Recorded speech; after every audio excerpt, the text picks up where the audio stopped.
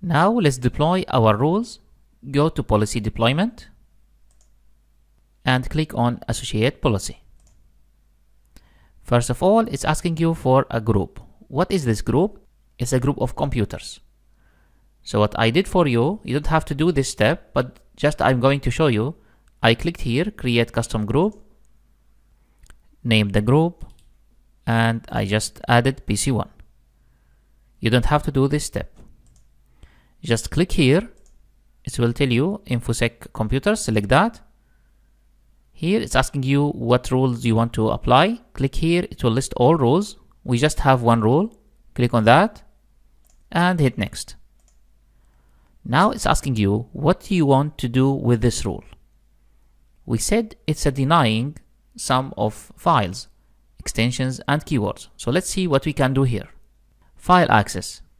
Do you want to allow or deny accessing these files? Audit only, that means you allow accessing these files, but it will log any access of these files. So it's keep monitoring accessing these kind of files.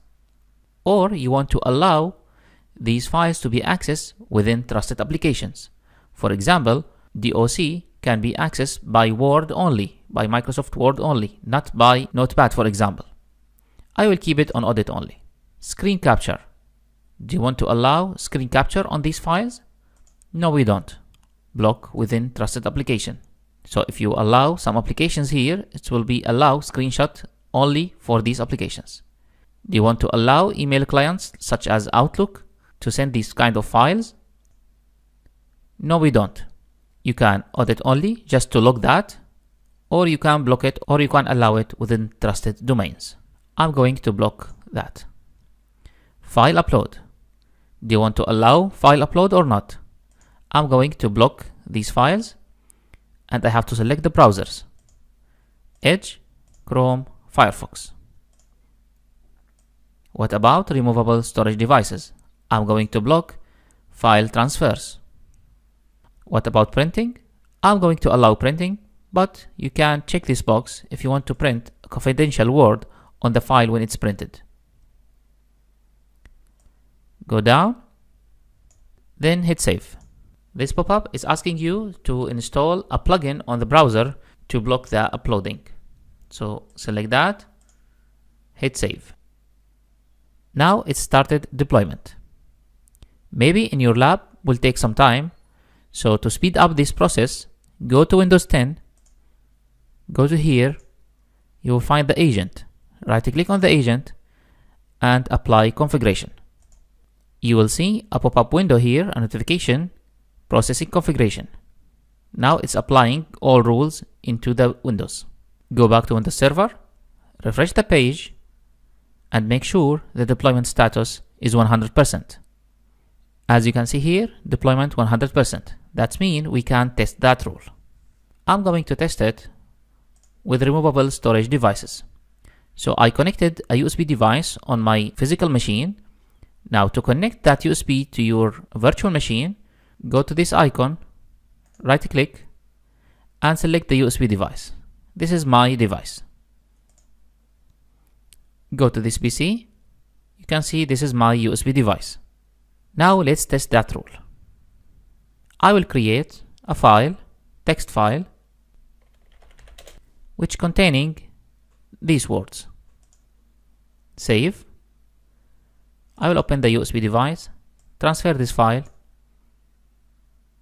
It's working fine because it's a text file with the extension txt, and it's not containing any keywords that I want to block. Let's create a Word document with the same content. I will save it. Try to transfer that file to the USB. You will see a block message because it detects that it's a docx file, which I block it in my rule. Let's close that. And let's create another txt file. Now I created a text file with this word, which containing InfoSec. Exit. As you know, text files are allowed to be transferred, but if it's containing some keywords that is not allowed, So this file will not be transferred. So let's take that file, transfer that.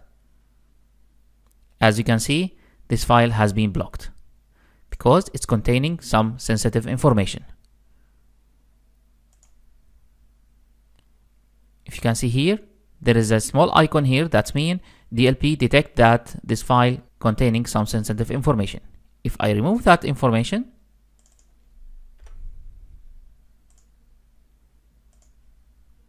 transfer that file, it will be transferred with no issues. I hope this is clear, and this is how DLP works. Thank you for watching and see you in the next module.